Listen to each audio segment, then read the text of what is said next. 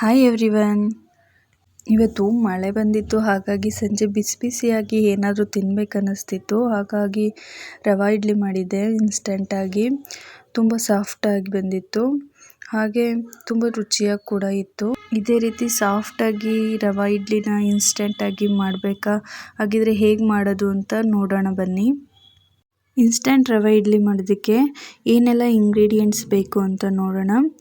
ನಾನಿಲ್ಲಿ ಒಂದು ಅರ್ಧ ಸ್ಪೂನಷ್ಟು ಜೀರಿಗೆ ತೊಗೊಂಡಿದ್ದೀನಿ, 1 ಸ್ಪೂನಷ್ಟು ಉದ್ದಿನಬೇಳೆ, 1 ಸ್ಪೂನಷ್ಟು ಕಡಲೆಬೇಳೆ, ಹಾಗೆ ಒಂದು 8ರಿಂದ 10 ಗೋಡಂಬಿ ತೊಗೊಂಡಿದ್ದೀನಿ, ಹಾಗೆ ಒಂದು 3 ಹಸಿರು ಮೆಣಸಿನ್ಕಾಯಿನ ಸಣ್ಣದಾಗಿ ಹಚ್ಚಿಟ್ಕೊಂಡಿದ್ದೀನಿ, ಹಾಗೆ ಒಂದು 2 ಇಂಚು ಶುಂಠಿನ ಸಣ್ಣದಾಗಿ ಹಚ್ಚಿಟ್ಕೊಂಡಿದ್ದೀನಿ, ಹಾಗೆ ಒಂದು 1/4 ಸ್ಪೂನ್ ಸಾಸಿವೆ, ಹಾಗೆ ಒಂದು 1/4 ಬೌಲಷ್ಟು ಕಾಯಿನ ಸಣ್ಣದಾಗಿ ಹಚ್ಚಿಟ್ಕೊಂಡಿದ್ದೀನಿ. ಕಾಯಿ ಆಪ್ಷನಲ್ಲು, ಬೇಡ ಅಂದರೆ ಸ್ಕಿಪ್ ಮಾಡ್ಬೋದು, ಬಟ್ ಹಾಕಿದ್ರೆ ಇಡ್ಲಿ ಜೊತೆ ಸಿಕ್ಕಿದ್ರೆ ಚೆನ್ನಾಗಿರುತ್ತೆ. ಹಾಗಾಗಿ ಇಲ್ಲಿ ಕೊತ್ತಂಬರಿ ಸೊಪ್ಪನ್ನು ಸಣ್ಣದಾಗಿ ಹಚ್ಚಿಟ್ಕೊಂಡಿದ್ದೀನಿ, ಹಾಗೆ ಕರಿಬೇವಿನ ಸೊಪ್ಪನ್ನು ಅಷ್ಟೇ ಸಣ್ಣದಾಗಿ ಹಚ್ಚಿಟ್ಕೊಂಡಿದ್ದೀನಿ. 2 ಬೌಲಷ್ಟು ನಾನಿಲ್ಲಿ ಉಪ್ಪಿಟ್ಟಿನ ರವೆ ತೊಗೊತಾ ಇದ್ದೀನಿ. ಚಿರೋಟಿ ರವೆ ತೊಗೊಬೇಡಿ, ಚೆನ್ನಾಗಿ ಬರಲ್ಲ, ಉಪ್ಪಿಟ್ಟು ರವೆ ತೊಗೊಬೇಕು. ಹಾಗಾದರೆ ಹೇಗೆ ಮಾಡೋದು ಅಂತ ನೋಡೋಣ. ಇಲ್ಲಿ ನಾನು ಒಂದು ಪ್ಯಾನ್ಗೆ 1-2 ಸ್ಪೂನಷ್ಟು ಆಯಿಲ್ ಹಾಕಿದ್ದೀನಿ. ಆಯಿಲ್ ಬದಲು ತುಪ್ಪನಾದರೂ ಯೂಸ್ ಮಾಡ್ಬೋದು. ಆಯಿಲ್ ಕಾಯಿದ ತಕ್ಷಣ ನಾನು ಜೀರಿಗೆ ಮತ್ತು ಸಾಸಿವೆ, ಕಡಲೆಬೇಳೆ ಮತ್ತು ಉದ್ದಿನಬೇಳೆ, ಹಾಗೆ ಸಣ್ಣದಾಗಿ ಹಚ್ಚಿಟ್ಕೊಂಡಿರೋ ಅಂತಹ ಶುಂಠಿ, ಹಸಿರು ಮೆಣಸಿನ್ಕಾಯಿ, ಹಾಗೆ ಕರಿಬೇವಿನ ಸೊಪ್ಪು ಅವನ್ನೆಲ್ಲ ಹಾಕ್ತಾಯಿದ್ದೀನಿ. ಗೋಡಂಬಿನೂ ಅಷ್ಟೇ ಸಣ್ಣದಾಗಿ ಪೀಸ್ ಮಾಡಿ ಹಾಕ್ಕೊಳ್ಳಿ, ದಪ್ಪನಾಗಿ ಹಾಕಿದ್ರೆ ಚೆನ್ನಾಗಿರಲ್ಲ. ಸಣ್ಣದಾಗಿ ಪೀಸ್ ಮಾಡಿ ಹಾಕಿದ್ರೆ ಎಲ್ಲ ಕಡೆಯೂ ಸ್ಪ್ರೆಡ್ ಆಗುತ್ತೆ, ಹಾಗಾಗಿ ಬಾಯಿಗೆ ಸಿಗ್ತಾಯಿದ್ರೆ ಟೇಸ್ಟ್ ಚೆನ್ನಾಗಿರುತ್ತೆ.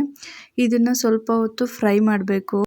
ಕಡಲೆಬೇಳೆ, ಗೋಡಂಬಿ ಅದೆಲ್ಲ ಚೆನ್ನಾಗಿ ಅದರಲ್ಲಿ ಫ್ರೈ ಆಗಬೇಕು, ಅಲ್ಲಿವರೆಗೂ ನಾವು ಇದನ್ನು ಫ್ರೈ ಮಾಡಬೇಕು. ರವೆ ಹಾಕ್ತೀವಲ್ಲ, ರವೆನ ಅಷ್ಟೊಂದು ಫ್ರೈ ಮಾಡೋ ಅವಶ್ಯಕತೆ ಇರಲ್ಲ, ಬಟ್ ಈ ಶುಂಠಿ, ಜೀರಿಗೆ ಮತ್ತು ಕಡಲೆಬೇಳೆ, ಉದ್ದಿನಬೇಳೆ ಅದೆಲ್ಲ ಸ್ವಲ್ಪ ಚೆನ್ನಾಗಿ ಫ್ರೈ ಆಗಬೇಕು. ಇದನ್ನು ಸ್ಲಿಮ್ಮಲ್ಲಿ ಇಟ್ಕೊಂಡೇ ಸ್ವಲ್ಪ ಹೊತ್ತು ಫ್ರೈ ಮಾಡಬೇಕು. ಜಾಸ್ತಿ ಉರಿ ಆದರೆ ಸೀದಂಗೆ ಆಗಿಬಿಡುತ್ತೆ, ಹಾಗಾಗಿ ಕಡಿಮೆ ಉರಿನಲ್ಲೇ ಫ್ರೈ ಮಾಡ್ಕೊಳ್ಳಿ. ಇದೆಲ್ಲ ಚೆನ್ನಾಗಿ ಫ್ರೈ ಆಗಿದ್ಮೇಲೆ ನಾವು 2 ಬೌಲಷ್ಟು ರವೆ ಇಟ್ಕೊಂಡಿದ್ವಲ್ಲ ಅದನ್ನು ಹಾಕಿ ಫ್ರೈ ಮಾಡಬೇಕು.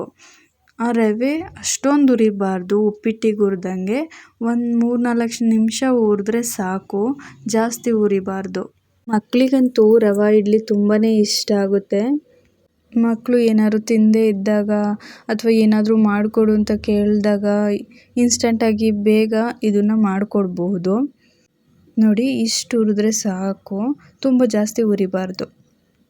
3ರಿಂದ 4 ನಿಮಿಷ ಫ್ರೈ ಮಾಡಿದ್ರೆ ಸಾಕು, ಅದು ಗೋಲ್ಡನ್ ಬ್ರೌನ್ ಆಗೋವರೆಗೂ ಏನು ಫ್ರೈ ಮಾಡೋ ಅವಶ್ಯಕತೆ ಇಲ್ಲ. ಇದು ಸ್ವಲ್ಪ ಆರಿದ ಮೇಲೆ ನಾವೇನು ಹಚ್ಕೊಂಡಿದ್ವಲ್ಲ ಕಾಯಿ ಚೂರು, ಅದನ್ನು ಸೇರಿಸ್ತಾ ಇದ್ದೀನಿ, ಹಾಗೆ 1 ಬೌಲಷ್ಟು ಮೊಸರು ಹಾಕ್ತಾಯಿದ್ದೀನಿ, ಹಾಗೆ 2 ಬೌಲಷ್ಟು ಮಜ್ಜಿಗೆ ಹಾಕ್ತಾಯಿದ್ದೀನಿ. ಹುಳಿ ಮಜ್ಜಿಗೆ ಹಾಕೋದ್ರಿಂದ ಏನು ಯೂಸ್ ಅಂತ ಅಂದರೆ, ನಾವು ಈನೋ ಅಥವಾ ಸೋಡಾ ಆ್ಯಡ್ ಮಾಡೋ ಅವಶ್ಯಕತೆ ಇರೋದಿಲ್ಲ, ಇಡ್ಲಿ ನಮಗೆ ಸಾಫ್ಟಾಗಿ ಬರುತ್ತೆ. ಇದಕ್ಕೆ ರುಚಿಗೆ ತಕ್ಕಷ್ಟು ಉಪ್ಪನ್ನು ಸೇರಿಸ್ತಾ ಇದ್ದೀನಿ. ಇದನ್ನು ನೀಟಾಗಿ ಮಿಕ್ಸ್ ಮಾಡಿಬಿಟ್ಟು ಒಂದು 20 ನಿಮಿಷ ಅಥವಾ 1/4 ಗಂಟೆಯಷ್ಟು ಇದನ್ನು ಹಾಗೆ ನೆನೆಯೋಕ್ಕಿಡಬೇಕು.